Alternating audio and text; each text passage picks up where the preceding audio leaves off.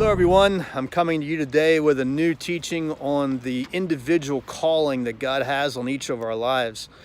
And I want to encourage you with some of the things that God has shown me about my own calling. You know, back over my shoulder is Calvary Monument Bible Church here in Paradise, Pennsylvania. This is where I grew up. This is where I accepted the Lord in 1971 at a prophecy conference. This is where my wife Ruth and I were married back in 1985. But you know, an event happened in 1978 that I want to share with you.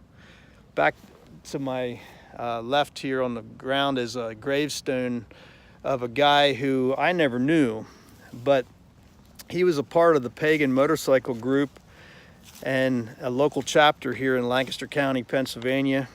And I don't know how he died, but he died and was buried here at the church cemetery.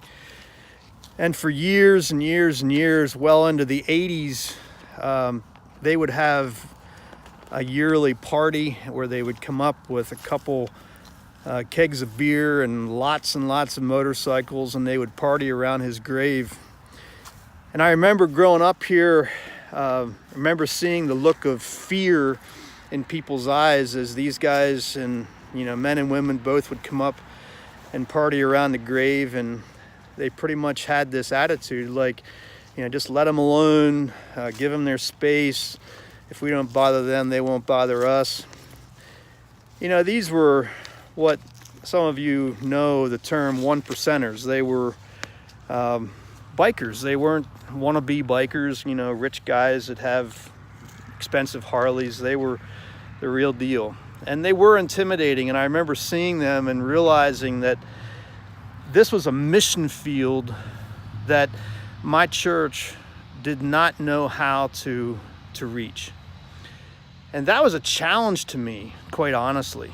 It was a real challenge to me. And I remember seeking the Lord in this. And that was back in the early 80s when Christian rock and the early stages of Christian metal were starting. You know, Resurrection Band and Barnabas and these bands that were really hard driving rock and roll.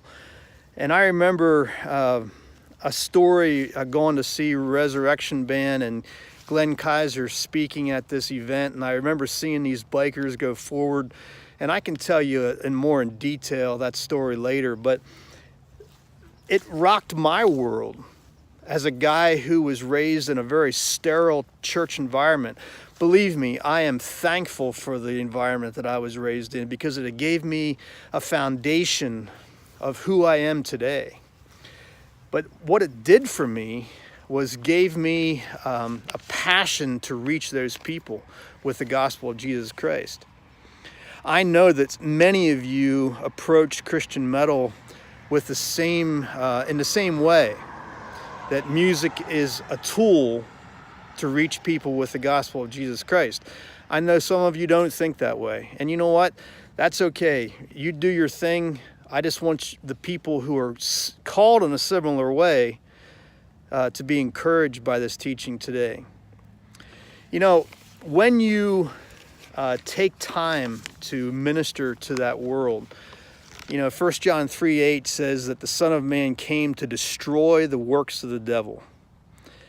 You know, and when I look at the world of the metal culture and the biker culture, I see a world that has does not have a clear view of who Jesus Christ is. And 2 Corinthians 4:4 says, the God of this age blinds the eyes of unbelievers, that they can't even see the glorious gospel of our Lord Jesus Christ. They can't see it. It's like this piece of paper, I have my notes. I can look at this piece of paper and I can even put it between me and the camera, and yet I can't see it because I'm blind to it. That's literally what happens. You grow up in a culture where the gospel is crystal clear, but yet people can't see it. They can't see who Jesus Christ is. And that's what motivated me to do what I do. But when you step into that world, and when you begin to communicate the love of Jesus, it literally sparks the spirit world and it kicks them into action, and they immediately start into a plan to derail what you're trying to do. Many of you know what that's all about. I want to encourage you today in your calling. God has given you a very specific calling in your life, and He wants to use you in very powerful ways. So be encouraged and walk in the calling that God has in your life.